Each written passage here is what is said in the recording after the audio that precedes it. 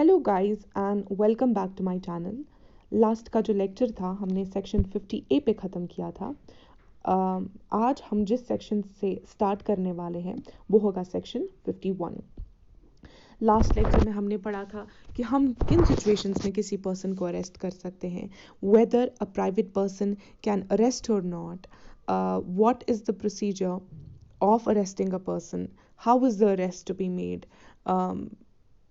ये सब हमने पिछले लेक्चर में कंप्लीट किया था। लेकिन आज के चैप्टर में हम पढ़ेंगे, आज के लेक्चर में जो हम पढ़ेंगे पोस्ट अरेस्ट प्रोसीजर्स के बारे में, कि एक बार अब आपने किसी इंसान को अरेस्ट कर लिया, किसी अक्यूज्ड को अरेस्ट कर लिया, उसके बाद के प्रोसीजर्स वगैरह क्या हैं।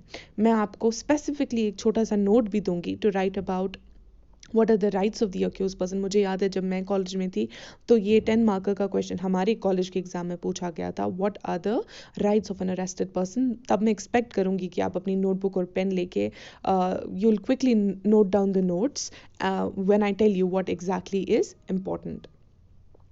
तो सेक्शन 51 जो है उसका जो टाइटल है, उसका जो इंडेक्स है, it is with respect to the search of an arrested person. Section 51 जो है वो एम्पावर करता है किसी भी पुलिस ऑफिसर को कि वो सर्च करे एक पर्टिकुलर अरेस्टेड पर्सन को किसी स्पेशल सर्कमस्टेंसेस में। वो सर्कमस्टेंसेस क्या है हम वो पढ़ेंगे। लेकिन ये सर्च जो भी ये पुलिस ऑफिसर कंडक्ट करेगा, it should be with an intention to prove या यूजफुल होनी चाहिए ये जो सर्च है फॉर अ प्रॉपर इन्वेस्टिगेशन। और जो ये पुलिस ऑफिसर है, अगर कोई पर्सन पुलिस ऑफिसर के पास अब कोई ऐसी चीज़ मिली उनको, जैसे वो कोई वेपन है, कोई ऑफेंसिव चीज़ है, कोई ऑब्सीन मटेरियल है, तो वो पुलिस जो है वो उस चीज़ को he can keep it under the custody. और क्या होता है कि फॉर एग्जांपल कोई भी पर्सन है, उसको अरेस्ट कर लिया, अब उसके वॉलेट से डेफिनेटली उसका आई कार्ड निकलेगा, उसके कुछ पैसे निकलेंगे। मैं आपको एक एग्जांपल बोल रही हूँ, उसका वॉलेट होगा, उसकी ड्राइवर्स लाइसेंस होगी। तो जब तक उस पर्सन का ट्रायल चलेगा वो सारे चीज़ें जो हैं वो पुलिस की कस्टडी में रहती हैं। और ये जब्ती सीजर या रिकवरी को बोलते हैं। ये जब्ती में यूज़ होता है and these can be used as materials in a trial. तो वो चीज़ें रिलीज नहीं होती हैं जब हम किसी पर्सन को अरेस्ट करते हैं, अनलेस एंड अनटिल ट्रायल ख़त्म ना हो जाए या उस पर्सन को बेल पे रिलीज ना किया जाए।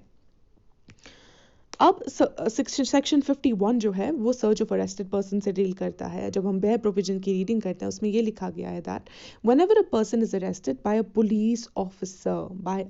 police officer under a warrant which does not provide for taking of bail, or under a warrant which provides for taking of bail, but the person arrested cannot furnish bail, and whenever a person is arrested without warrant or by a private person under and warrant and cannot legally be admitted to bail or is unable to furnish bail, the police officer making the arrest, when the arrest is made by a private person, the police officer to whom he makes over the person arrested may search the person and place in safe custody all articles. ये important है।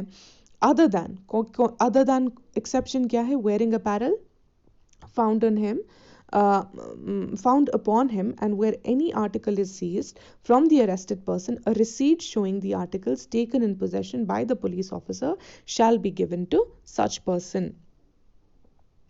Basically अगर किसी person को arrest किया, अब किसी private person ने किसी ऐसे बंदे को अरेस्ट किया और उसने उसको पुलिस को दे दिया, पुलिस जो है वो उस पर्सन की सर्च कंडक्ट कर सकती है और जो चीज़ें उस इंसान की होंगी except for his wearing apparels, यानी उनके जो कपड़े होंगे उनको छोड़ के जो बाकी चीज़ें हैं एक रिसीट बनाया जाएगा और वो अक्यूज्ड को दिया जाएगा। एंड ये सारे आर्टिकल जो सीज होंगे इस पर्सन से ये कहाँ रखे जाएंगे? Under the safe custody. Whenever it is necessary to cause a female to be searched, the search shall be made by another female with strict regard to decency. एक female accused person है, उनका जो search है वो कौन conduct करेगा? Only a female police officer.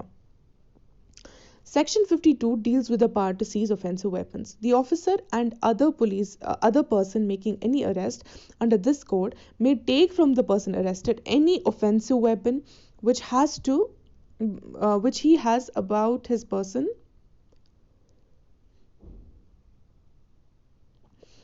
and shall deliver all weapons so taken to the court or officer before which or whom the officer or person making the arrest is required by this court to produce the person arrested. तो ये सारे offensive weapons आप कहाँ लेके जाओगे? या तो court लेके जाओगे या officer before which or whom the officer or the person arrested को प्रोड्यूस करना है. आप offensive weapons भी सीज कर सकते हो अंडर सेक्शन 52. सेक्शन 53 जो है, इसकी जो फॉर्मेटिंग है वो काफ़ी ज़्यादा स्क्रू अप हो गई है, अपॉलॉजीज फॉर दैट, बट मैं आपको तो भी बताऊंगी कि इसमें क्या क्या इंपॉर्टेंट है और कौन कौन सी चीज़ें इंपॉर्टेंट है अंडरलाइन करने के लिए. अब देखिए सेक्शन 53 जब आप अपनी बेयर एक्ट पे देखेंगे, examination of accused by medical practitioner at the request of the police officer. 53A again examination of person accused of rape by medical practitioner. Section 54 examination of arrested person by medical officer. ये तीनों sections consecutively medical examination की ही बात कर रहे हैं. अब difference क्या है? जो 53 है वो accused, किसी भी offense में अगर accused होगा वो 53 section 53 में दिया गया है. अब जो 53A है that specifically talks about a person who is accused of rape, and section 54 है वो arrested person की बात कर रहा है who is under custody, कि इस person को जो है आप examine करवाओगे by a medical officer. Section 53 talks about examination of accused by medical practitioner. Underline the word accused that has been given in the index of section 53. accused को आप underline कीजिए. बाय कौन? Medical practitioner. किसकी request पे? Police officer की request पे. When a person is arrested on charge of committing an offence of such nature and alleged to have committed under such circumstances that there are reasonable grounds, क्या है हमारे पास? reasonable grounds, believing that an examination of his person will afford evidence as to the commission of an offence, it shall be lawful for the registered medical practitioner acting at the request of the police officer not below the rank of a sub-inspector, and for any person acting in good faith in his aid and under his direction to make such an examination of person arrested as is reasonably necessary in order to ascertain the facts which may afford such evidence as and to use such force as is necessary for that purpose. मैं आपको एक example बताती हूँ. 2-3 बंदे हैं, police ने जो है उनसे एक स्पेसिफिक कॉन्ट्राबैंड रिकवर किया. Let's suppose for example opium recover किया. ठीक है, कमर्शियल क्वांटिटी में ओपियम रिकवर किया. अब लेकिन पुलिस को एप्रीहेंशन है कि जो ये पर्सन है, जो यहाँ पे बंदे हैं, ये शायद have also personally consumed a particular contraband. Under NDPS legislation किसी भी कॉन्ट्राबैंड को कैरी करना, उसका बिजनेस करना या even personal consumption of a contraband is what? It is an offense under the NDPS legislation. तो इस सिचुएशन में क्या पुलिस ऑफिसर के पास पावर नहीं है कि वो उसको मेडिकल ऑफिसर के पास लेके जाए या उसका एग्जामिनेशन करवा सके उसके ब्लड का, ताकि रिपोर्ट्स जो आए वो ये डिस्क्लोज कर सके whether or not the person at the time he was arrested was under the influence or was intoxicated at the time of the arrest. तो of course इस सिचुएशन में as common sense demands कि जो police officer है उसके पास ये power होनी चाहिए कि वो एक रजिस्टर्ड मेडिकल प्रैक्टिशनर के पास जाए, वो इस बंदे का मेडिकल टेस्ट करवाए ताकि डिस्क्लोज हो सके. लेकिन पुलिस के पास क्या होना चाहिए? एक रीजनेबल ग्राउंड होना चाहिए ये बिलीव करने के लिए कि भाई when we go through put this person through examination, हमें या तो कोई एविडेंस मिलेगा या हमारे पास कोई ऐसा रीजनेबल रीजन है ये बिलीव करने के लिए कि इसका medical examination is a must. लेकिन ये मेडिकल एग्जामिनेशन जो है ये कौन रिक्वेस्ट कर सकता है एक मेडिकल प्रैक्टिशनर को? अ police officer not below the rank of a sub inspector. Generally आप जहाँ पे भी रैंक्स की बात करोगे ना सीआरपीसी में, जब आप पढ़ोगे CrPC, generally most of the times it is always stated कि not below the rank of a sub inspector. तो ये एक जनरल सा प्रिंसिपल है, आप दिमाग में याद रख सकते हैं, और general trick you can keep in your mind, ताकि एग्जाम अगर आपको पूछा जाए, आपको ज़्यादा दिमाग, आप कहीं पे एसएचओ लिखा है, कहीं पे इंस्पेक्टर लिखा है, not below the rank of this, तो आप क्या लिखोगे? Not below the rank of a sub inspector. Whenever the person is a female, whenever the person of a female is to be examined under this section, the examination shall be made only by or under the supervision of a female medical practitioner. अगर एक woman का आपको medical examination करवाना है, then that will only be done by a woman medical practitioner. Explanation हमारे पास क्या है? In this section and in sections 53A and 54, तीनों सेक्शंस में एक कॉमन एक्सप्लेनेशन दी गई है with respect to what examination means and what registered medical practitioner means. मुझे लगता है हम पहले रजिस्टर्ड मेडिकल प्रैक्टिशनर की डेफिनेशन से को पढ़ते हैं. Means a medical practitioner who possesses any medical qualification as defined under 2H of Section 2 of the Indian Medical Council Act 1956 and whose name has been entered in the State Medical Register. अब examination क्या होता है? Shall include examination of कौन सा? blood stains, semen, swabs in case of sexual offences, septum and sweat, hair samples, fingernail clippings by the use of modern and scientific techniques including DNA profiling and such other tests which the registered medical practitioner thinks necessary in a particular case. आप किसी का blood भी ले सकते हो, उनका semen, swab, sweat, fingernails, DNA profiling भी करवा सकते हो अगर the investigation demands so कि किसी पर्सन का जो एग्जामिनेशन है वो XYZ तरीके से करवाना है, और whatever the medical practitioner deems fit rather. Then we have section 53A, जैसे मैंने आपको बोला 53 talks about accused, 53A talks about a person accused of rape, and 54 talks about an arrested person. When a person is arrested on charge of committing an offense of rape or an attempt to commit rape, and there are reasonable grounds for believing that an examination of his person will afford evidence as to the commission of such offense, it shall be lawful for a registered medical practitioner employed in a hospital run by a government or by a local authority, and in absence of such medical practitioner within radius of 16 kilometers from place where the offense has been committed,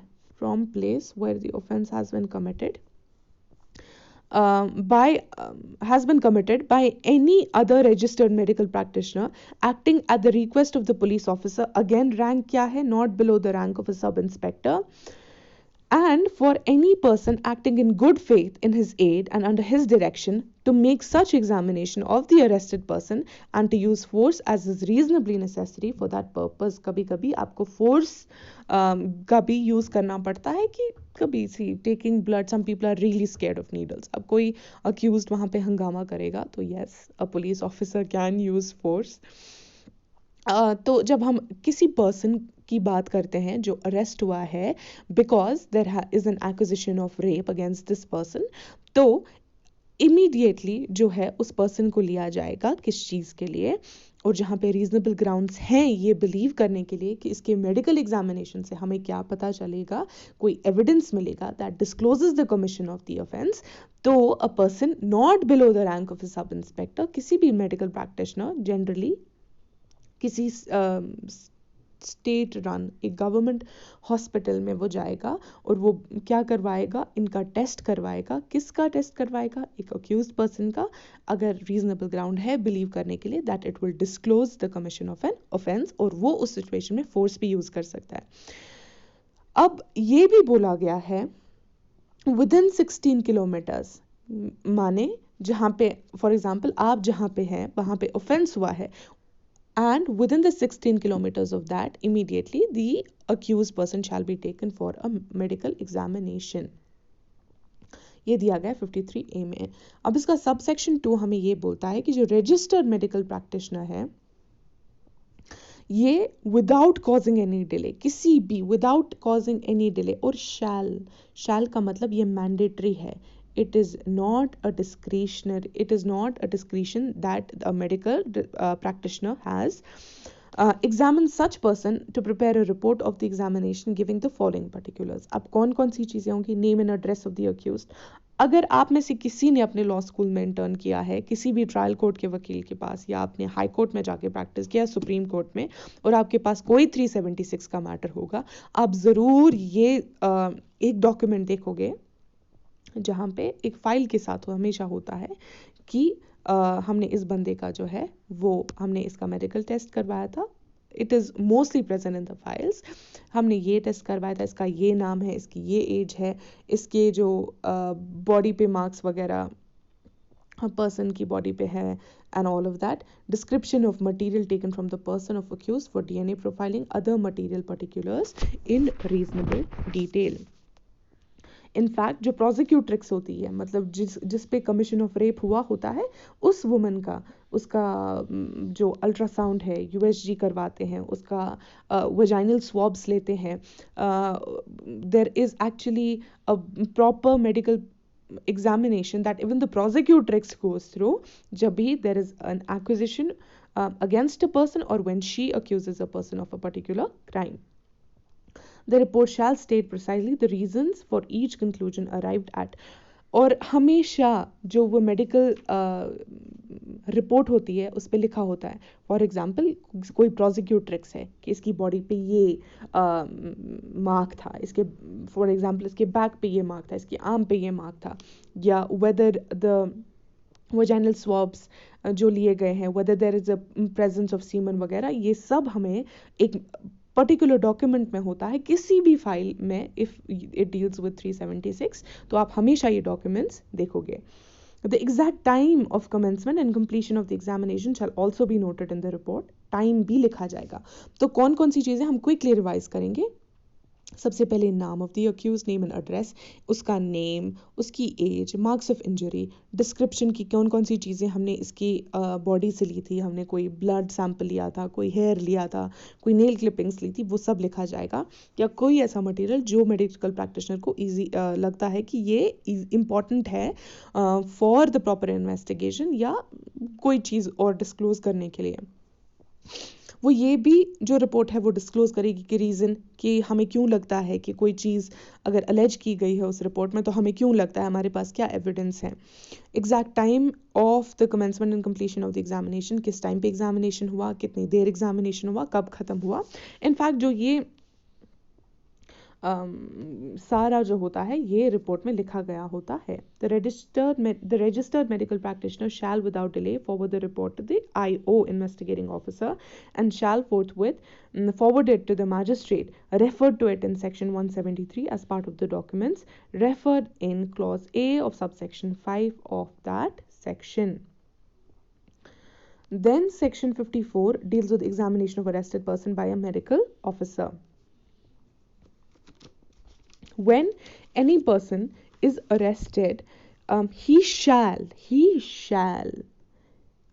अगर आपने again कहीं पे किसी court में intern किया है या अगर आपने नहीं भी किया है, I am telling you as a matter of fact कि जब भी किसी पर्सन को अरेस्ट करते हैं विद इन 24 आवर्स, आपको ये तो पता ही होगा कि रेट ऑफ हेबियस कॉर्पस तो of course that no one can be kept under police custody 24 hours के अंदर आपको डेफिनेटली उस पर्सन को बिफोर अ मैजिस्ट्रेट लेके जाना है.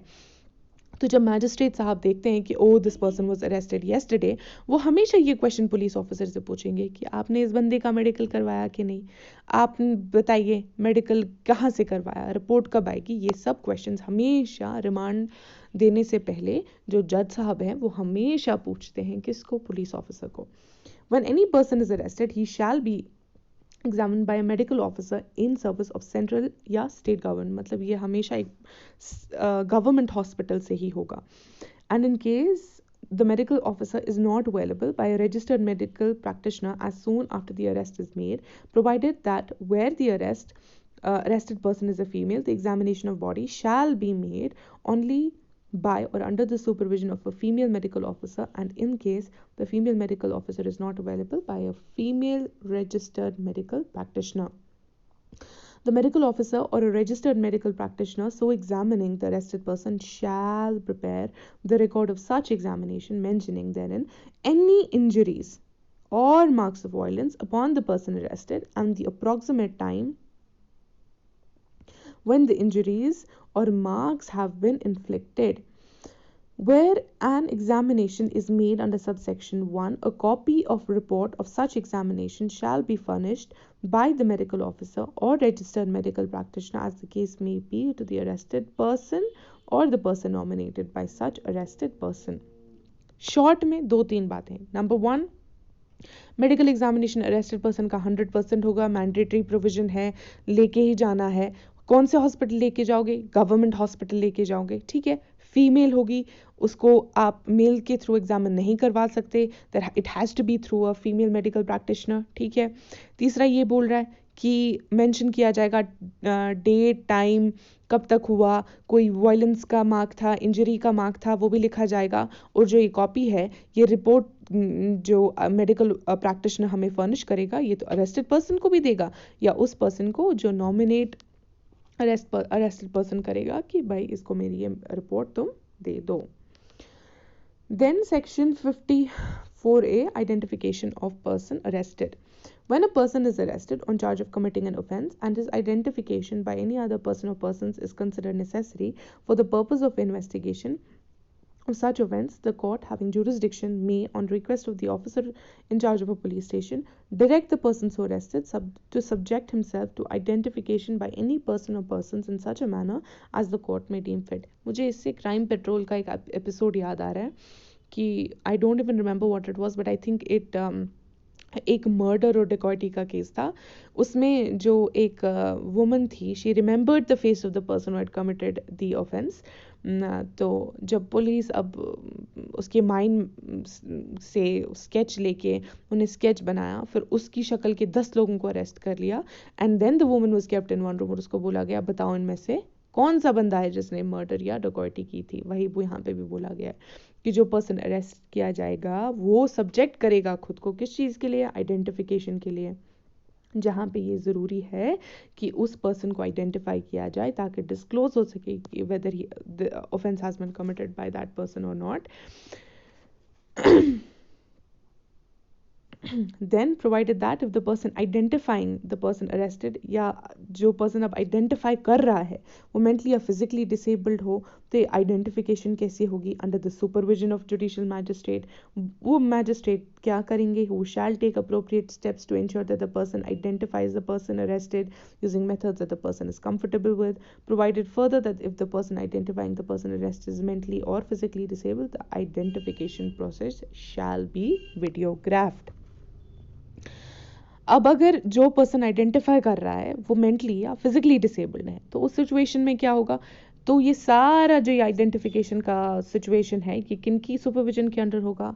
Judicial magistrate. जो अप्रोप्रिएट स्टेप्स लेंगे किस चीज़ के लिए? टू इंश्योर कि जो ये मेंटली और फिजिकली डिसेबल्ड पर्सन है ये कंफर्टेबली आइडेंटिफाई कर पाए हु द पर्सन जो अरेस्ट किया गया है.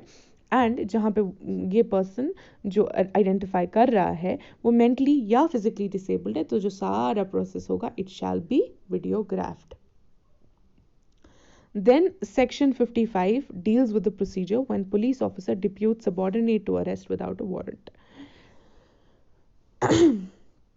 55 किस चीज़ से डील करता है कि कौन सा सिचुएशन, क्या प्रोसीजर होगा जहाँ पे एक police officer of a higher rank deputes a person जो उनका सबऑर्डिनेट होगा to arrest without a warrant. When an officer in charge of a police station or any police officer जो कि generally SHO होते हैं, that is the officer in charge of a police station, or an officer making an investigation under chapter 12 requires an officer subordinate to him to arrest without a warrant otherwise than in his presence. Any person who may lawfully be arrested without a warrant, he shall deliver to the officer required to make the arrest an order in writing specifying the person to be arrested, वो specify करेगा कि कौन सा person arrest करना है, and the offence and other cause for which the arrest is to be made, and the officer so required shall, before making the arrest, notify to the person to be arrested the substance of the order, and if so required by such person shall show him the order. अब उन situations में क्या होगा जहाँ पे एक police officer depute करेगा subordinate को, इन राइटिंग लिखा जाएगा, क्या लिखा जाएगा, किसको अरेस्ट करना है, कौन अरेस्ट करेगा, और जहाँ पे अरेस्टेड पर्सन को आपको, if for example there is the police officer so requires, तो वो जो पर्सन अरेस्ट होने वाला है उसके सामने ये भी डिस्क्लोज करेगा और उसको वो ऑर्डर भी दिखाएगा कि भाई देख ऐसे ऐसे हो रहा है तेरे साथ, ये इस वजह से, इस ऑफेंस की वजह से हो रहा है. Nothing in subsection 1 shall affect the power of the police officer to arrest a person under section 41. Then we have section 55A that deals with the health and safety of the arrested person.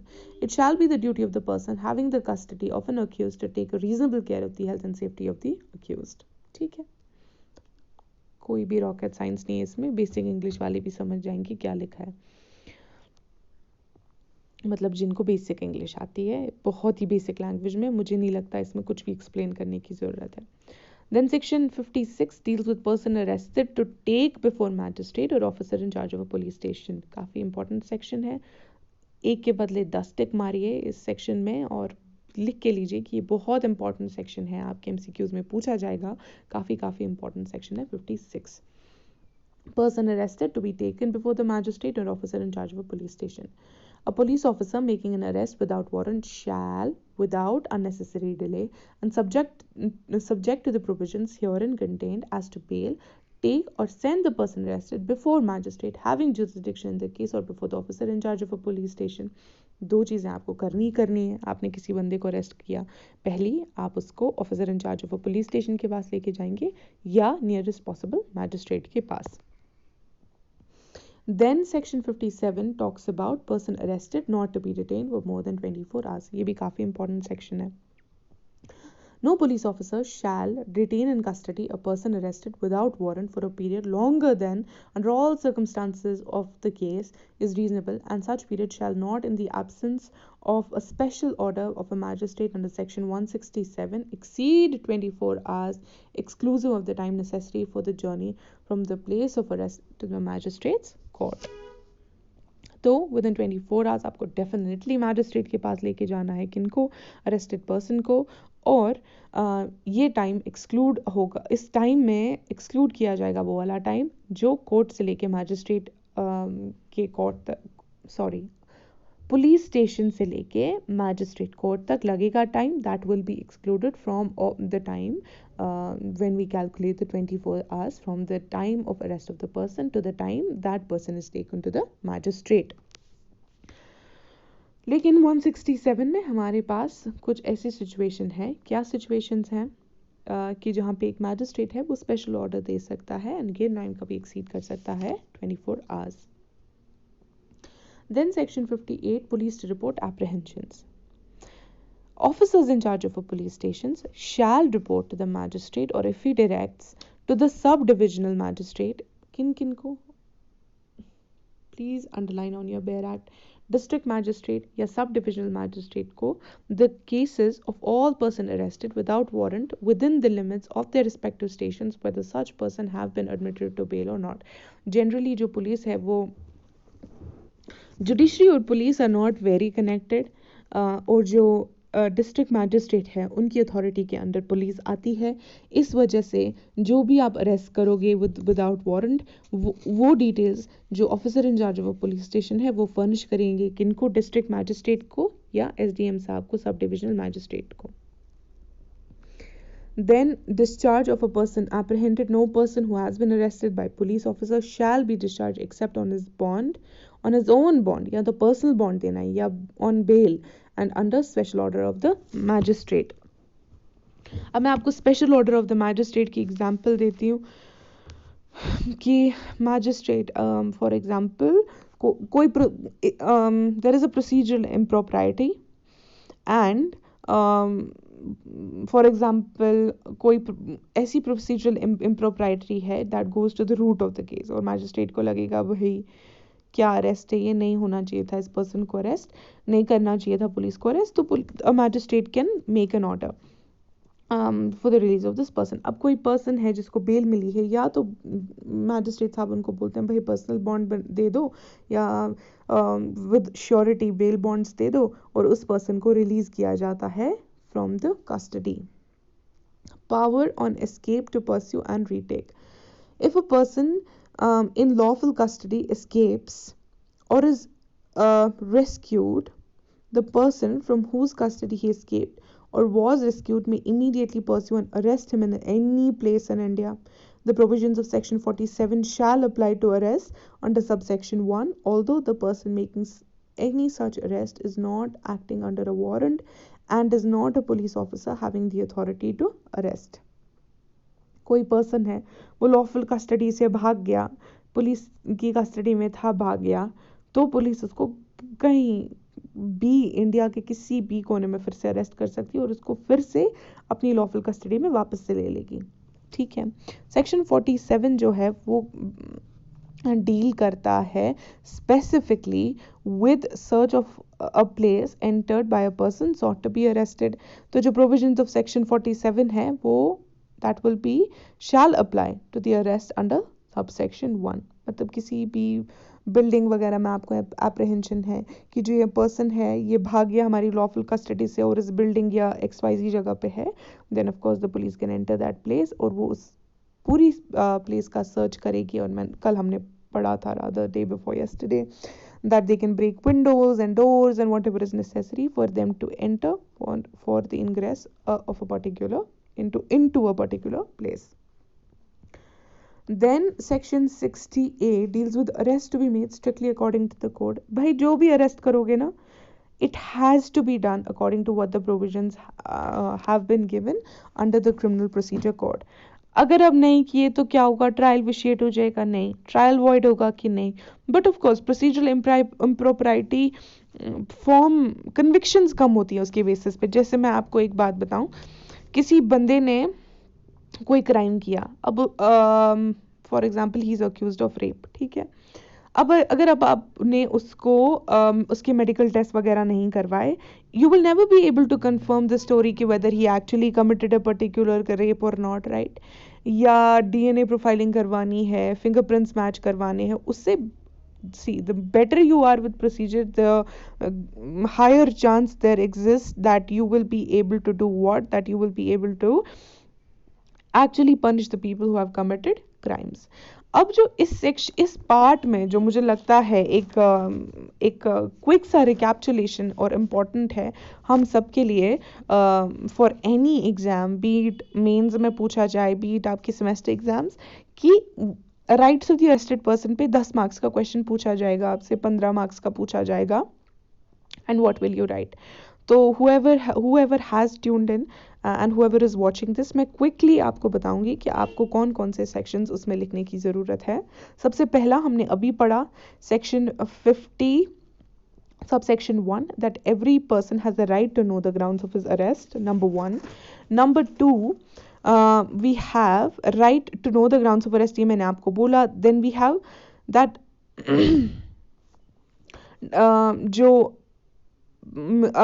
जो person होगा, जो arrested होगा, उसको ये disclose किया जाएगा कि भाई तुम तो अब अरेस्ट हो गए हो, but you also have the right to be released on bail. Then we have again another right to be taken to the nearest magistrate. हमारे पास सेक्शन 56 है, सेक्शन 57 है, सेक्शन 76 है, which we will be reading in hopefully inshallah tomorrow। then we have the right to counsel कि जो भी accused person होगा उसको बोला जाएगा कि भाई you have a right to be represented by a counsel that you like, और in case there is no person या no counsel that has been employed, या कोई सामने नहीं आ रहा मदद करने के लिए, तो एक फंडामेंटल राइट होता है किसी भी अक्यूज पर्सन का कि स्टेट जो है वो फ्री लीगल एड देगी ऐसे पर्सन को। जो अरेस्टेड पर्सन है, अगेन आप अपनी नोटबुक में लिख लीजिए, मैं आपको जल्दी से बता देती हूँ इंक्लूडिंग द सेक्शंस कि कौन से कहाँ पे दिए हैं। सेक्शन 50 सब सेक्शन 1 में person arrested to be informed of the grounds of arrest, number 1. Number 2, person arrested to be taken before magistrate or officer in charge of a police station. ये section 56 है. Section 76 deals with person arrested to be brought before court without delay. Then section 57 जो कि हमने अभी पढ़ा, person arrested not to be detained for more than 24 hours. हमने अभी medical examination का भी पढ़ा कि जो पर्सन अरेस्टेड होगा उसका मेडिकल एग्जामिनेशन किया जाएगा and it is important that this person is put is examined by a registered medical practitioner. ये सेक्शन 54 में दिया गया है। Then we have right to consult a legal practitioner. ये आर्टिकल 22(1) में दिया गया, आर्टिकल 22 में दिया गया है कि जो पर्सन है उसको right to free legal aid दिया गया है हमारे कॉन्स्टिट्यूशन के under. And then that is it. ये आई होप आपने अपनी बैराक्स में लिख लिया होगा। आज के लेक्चर में हम यहीं पे, आज का लेक्चर हम यहीं पे कंक्लूड करते हैं। Hopefully I will see you tomorrow. Tomorrow will study 10 more sections and I am hoping कि हमारा जो CRPC का इंटायर सारे सेक्शंस है, सारे चैप्टर्स हैं, within a period of 1 month, इफ नॉट 1 month then एटलीस्ट 1.5 महीने में हमारा सारा CRPC कंप्लीट हो जाए with actually like a proper explanation of these sections. I don't want to rush through. मैं बिल्कुल आपको वैसे पढ़ाना चाहती हूँ जैसे मैं एक्सपेक्ट कर रही थी मेरे कॉलेज में कि मुझे पढ़ाया जाए। I hope whoever is tuned in really liked today's video. If you did, please like my video and please subscribe to my channel. Hopefully, I'll see you tomorrow again. Bye bye.